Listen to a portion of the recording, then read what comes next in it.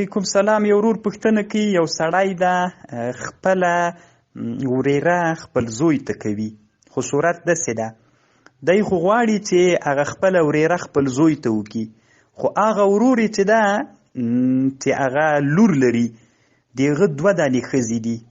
یوې ښځې دغې د ورور زوی ته شیدې ورکړي دي، خو د دغې ښځې لور د زوی ته نه کوي، دا د بل کوي. نه محترمه، دا جایز نه ده. دې ته موږ صورت ته لبن الفحل وایو.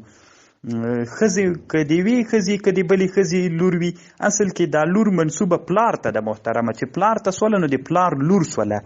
نو چې د پلار لور سوله نو اوس دته جواز نه لري. نو هر یوه لوري چې ورته کوي دا د پلار زوی سو، دغه هلک د پلار زوی سو وروره. نو چې د پلار زوی سو، اوس چې دی خپله لور ورکوي نو خپله لور خپل زوی ته ورکوي. دا جایز نه ده وروره، جواز نه لري.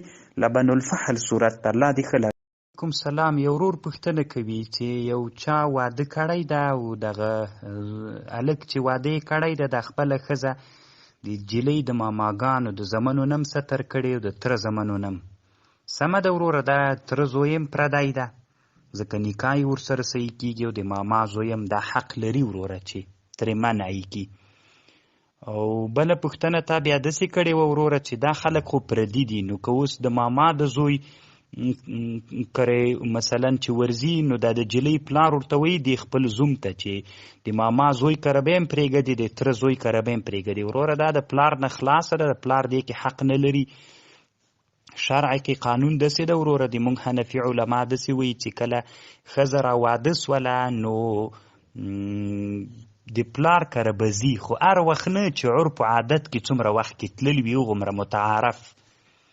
او د خپلوانو کره چې ځي هغه به کال کې یو وارې ځي، خو خپلوان هغه خپلوان چې محارم دي چې نکاح یې نه ورسره کېږي، تره سوله، ترور سوله، د دې خلکو کره به په کال کې یو وارې ځي.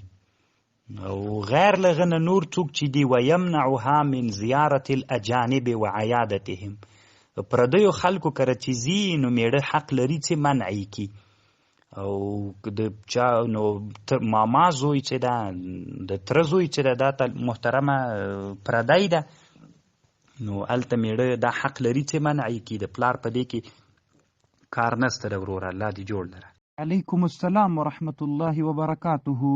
یک مولی سے پرسان میکنه که بعضی مردم برای زردی پیاز دم میکنه یا تار دم میکنه در گردنی او میمانه، ای د اسلام چه حکمی داره؟ محترم علامه ابن القیم رحمه الله در کتاب خود زاد المعاد یک فصل ماندن به نام عنوانش است فصل فی هدیه صلی الله علیه وسلم فی علاج الفزع والارق المانع من النوم. در اونجا حدیث آوردن، حدیثی که رسول الله صلی الله علیه وسلم کان یعلمهم من الفزع اعوذ بکلمات الله التامات من غضبه وعقابه وشر عباده ومن همزات الشیاطین واعوذ بک رب ان یحضرونی.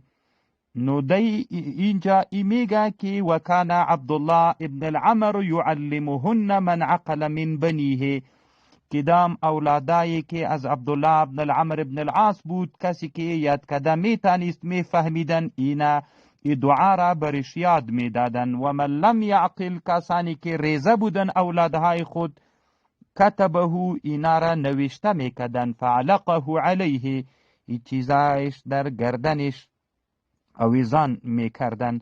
علامه ابن القیم رحمه الله میگه ولا یخفى مناسبت هذه العوزه لعلاج هذا الدواء، یعنی معنا این چیزا جایز است. اگه تعویز دعا را نوشته بکنی و در گردنش آویزان بکنی مشکل نداره محترم.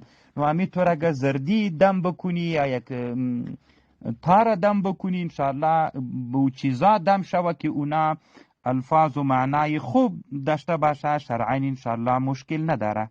تشکر.